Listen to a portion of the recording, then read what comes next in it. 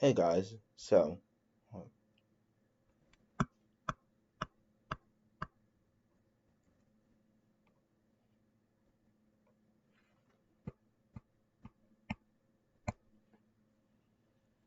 hey guys, so in this video we're going to be talking about all about game objects, and this will be lesson 3 of Unit 2, where we really start diving into the Unity game engine.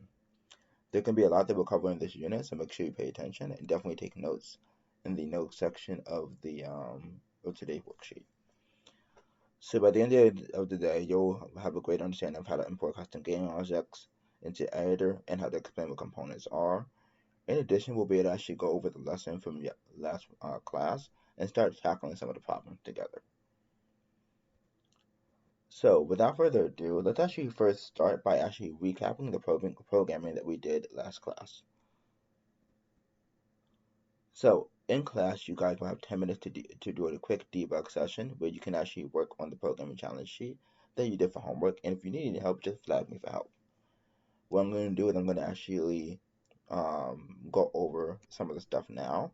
But if you are in class and you're watching this video, please pause this for 10 minutes and at least start working on the challenges.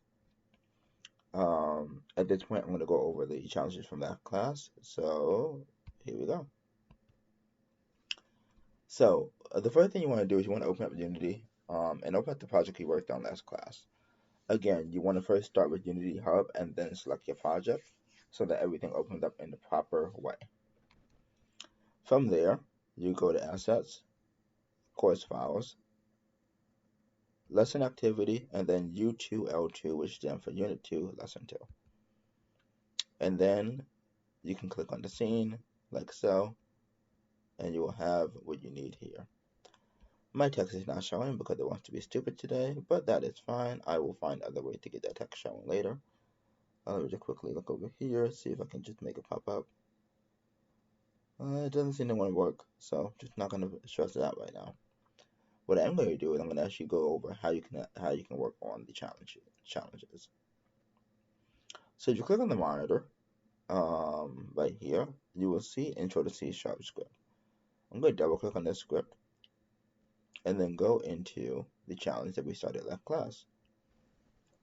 If you remember correctly, there were instructions that read, in past CS classes, you've been used to printing out data using the following method. In Python, you print out data doing print, open parentheses, and then whatever data you want, close parentheses, like that. Now, one thing I love about programming is that like a lot of the skills transfer, and the only thing that really changes is the syntax or the way that the information is printed onto the console. Like you see here, syntax is essentially the grammar rules of a particular language. And what I actually do is I actually first use your resources and figure out how to print information to the console in Unity. Most of you guys did that and you pasted your link in right here, which is great. From now, what we do is we're going to figure out how to actually, print out a message in Unity. So if you look at your resources, you will find that the way to print out something in Unity is doing something called debug.log. I'm going to scroll down here. Inside the start, right after line 6, on line 7, I'm going to go debug.log, open parentheses, and then whatever you want your code to say, like that. From there, you press Control S to save, and you are pretty much good to go. And when you run your program, you will see the message "Hello World." Just to give you guys an example, I'm going to go here and run. I have to wait a second for everything to compile, but when it does, I press the run button. And if you click on the console, you will see the message "Hello World," like that, which is exactly what we want. So with that challenge done, the goal and the objective was to complete all the other challenges that are listed here. If you start on line 36, you will see all the mild challenges, medium challenges, and spicy challenges, like so. And that's what you have to complete. Now, one thing I do want to clarify, and it's an error that I actually realized I made on my part in the last lesson, is I actually put some of the code in the wrong spot. So a lot of your code is gonna look something like this, and I'm gonna actually fix my code so that it looks like the way yours probably look. Go here.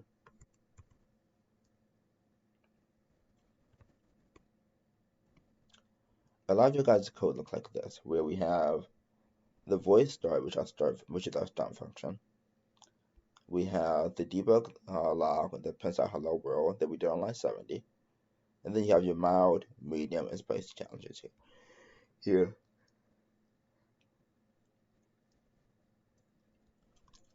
Now the mistake I made is that these functions actually should not be inside the start function. So what I'm going to do is I'm just going to highlight all of it by clicking and dragging, like so. I'm going to press Control and X on the keyboard to cut out that content. And then after the curly bracket on line 77, in my case, yours might be a little bit different. But after the curly bracket that ends the start function, I'm going to press Enter 2 times and then paste in the other functions. I will go in more in detail as to why you cannot have a function inside of a function as we get further into learning Unity. But for now, just do this so that you're in a good spot. If you're ever confused on how to find where your function begins and ends, just click on the starting function, the starting curly bracket, and you will see that it starts on line 68, and it's also highlighting when it ends. So it's an easy way to find where things are. Alright, so we have the first debug dialog, and we know it says hello world. Now let's actually do one of the mild challenges. So if I go up here, I will read that we have mild challenges here. And the first one just says print out a string with your name in it. So I'm going to go to line 82, and I'm going to go debug.log, and I'm going to print out a string with my name in it, like this. And at the end of that line, do a semicolon. I'm going to save it by pressing Control S on the keyboard. Go back to Unity, give it a second for it to work and do its magic, and then when I run, cool, I have hello world, and then I also have Kevin Gordon, which is my name. Awesome. Cool, so we got that all done. Let's do one more challenge in the mild. Challenge number 2, it says print out an int with your favorite birth month/day. An example of this would be 10/29, which stands for October 29. I realized after reading this that saying your favorite birth month/day kind of weird, but interpret this the way you want. You can interpret it as your own birthday, your mother's birthday, your grandmother's birthday, a relative's birthday, whatever have you. Interpret it however you want. What I'm going to do is I'm going to go here, I'm going to do debug.log, and I will do, 1019, like that, and semicolon. I'm going to save it, and go back over here. I can run the program, and you see that that worked, like that. Awesome. Alright, so, with that being said, I just did 2 of the mild challenges. I'm not going to go over all that many of the medium challenges as of right now. In fact, no, I will go over the first medium challenge, print out a boolean, statement that would be true. So as you guys are very well aware, a boolean is just something that's true or false. So if I want to print out a statement that's true or false, do debug.log, and then I will do 10 greater than 7, like that, and then semicolon, save it. When I run the program, it'll submit that as true. And cool. With that being said, we've gotten basically a couple of these challenges down. Again, I just wanted to go over this with you guys just so you know how to do it. Complete all these challenges, and that'll be it for this review portion. What I'm going to do is I'm going to save what I have here, and I'm going to save what I have here. Now, let's actually get into the content. So, we did our review. Let's quickly talk about some of the stuff right here. This right here says console.log. This is if I was using JavaScript. and C# with a debug.log, as you guys are aware. But essentially, we have something that goes in the input and the output of whatever it says afterwards. To break down the debug.log function, it looks like this. You start off with the keyword debug.log, which starts the computer you're printing a message. From there, you do the open and close parentheses, tell them where it begins and ends, and then data you're printing. And don't forget, at the end of each line, you want to make sure you have a semicolon there. Now, let's actually deconstruct the Unity script. As you guys have seen this when we did the first challenge, but you don't really know what it means. So I want to actually break down how a script works.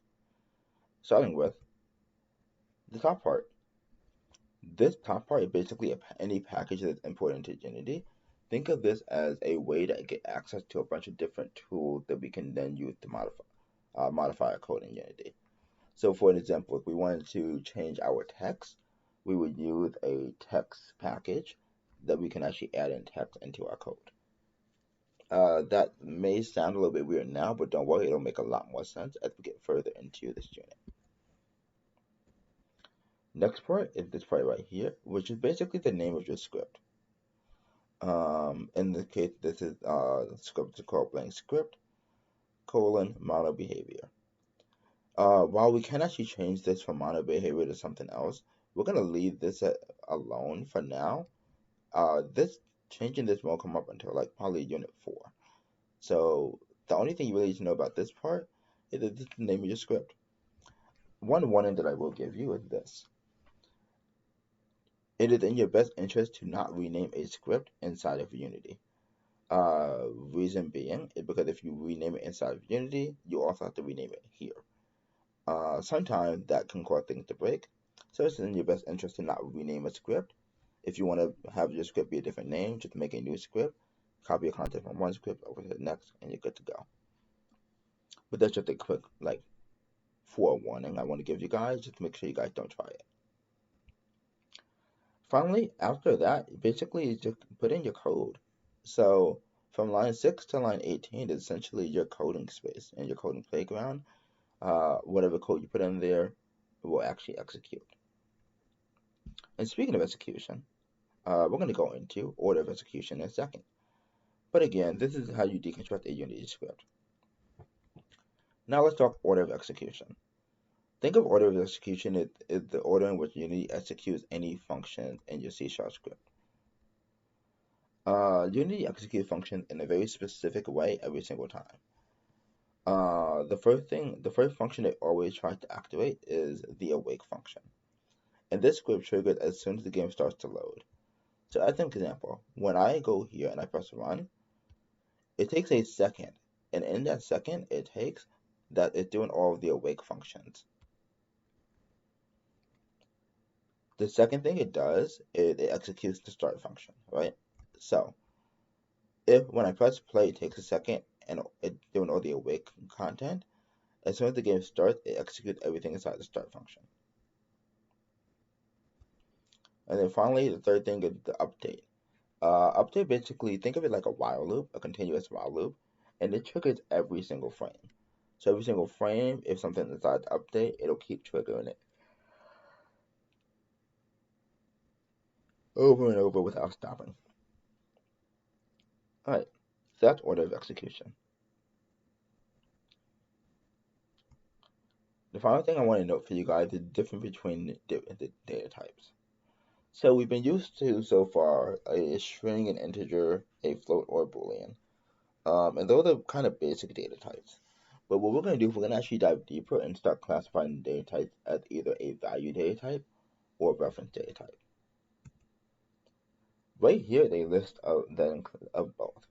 So what a value data type is, think of it as like simple value, like a simple number, a simple character. Very simple value that can be put into Unity. These include things like an integer, a float, boolean, a char or character, a double, or a struct. We're going to get into what a struct is a little bit later, but for now, these are the basic value data types. Integer returns a number, float returns decimal, boolean true or false, character is one letter, double is a just double number, which is another way of writing a number. These are all basic values and simple to execute. From there, we have reference data types. And the reference data type basically is a data type that references another class or a script. So if we have a game object, whenever we want to access something inside the game object, we reference it. That will be a reference data type. If we want to change the transform or the position of an object, that will be a reference because we're getting a reference to that. Any Unity script is a reference data type. And also, surprisingly, a string is a reference data type. We can get more into why a string is a reference data type. Actually, no, why not? So, the reason why a string is a reference data type is because a string is simply a string of characters joined together to form a longer statement. If a character with any letter on the keyboard, such as R, E, A, and D, a string is referencing all those letters and combining them into one to form a larger word from it. So that's the difference between the two data types. Value data types are on the left, reference are on the right. Make sure you take notes on this and also this page because this will come up on the certification exam.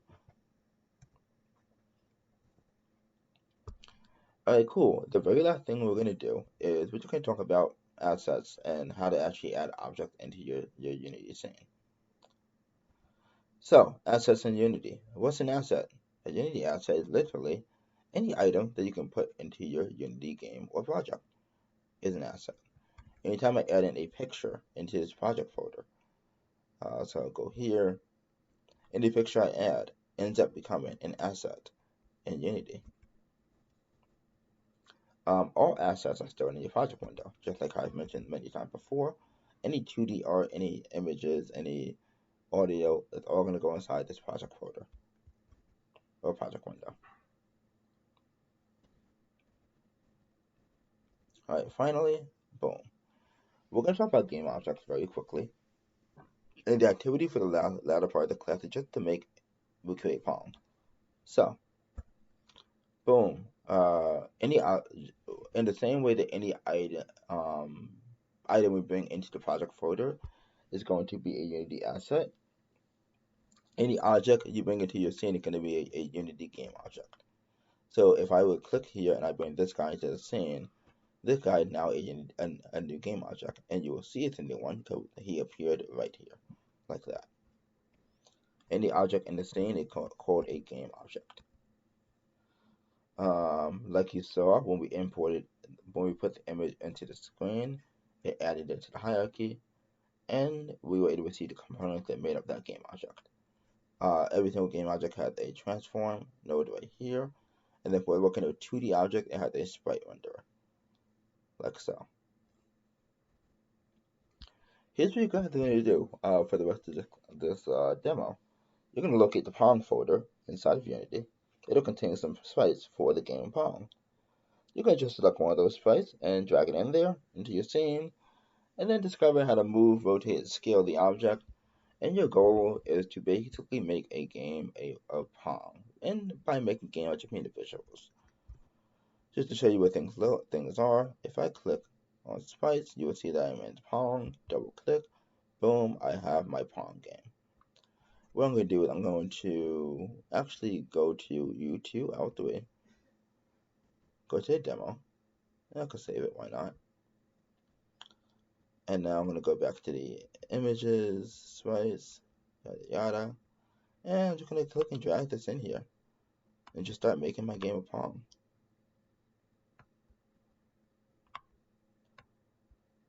So all you're doing is just dragging your assets into the scene. As you can see, when I dragged in a couple assets, I'm getting a couple of graphical errors.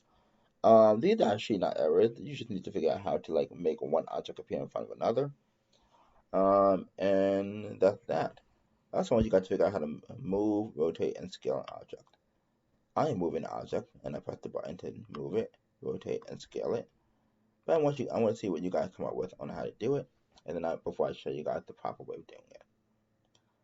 Alright guys, there was a lot in this video, and there was a lot of content we covered. If you have any questions, feel free to reach out for help.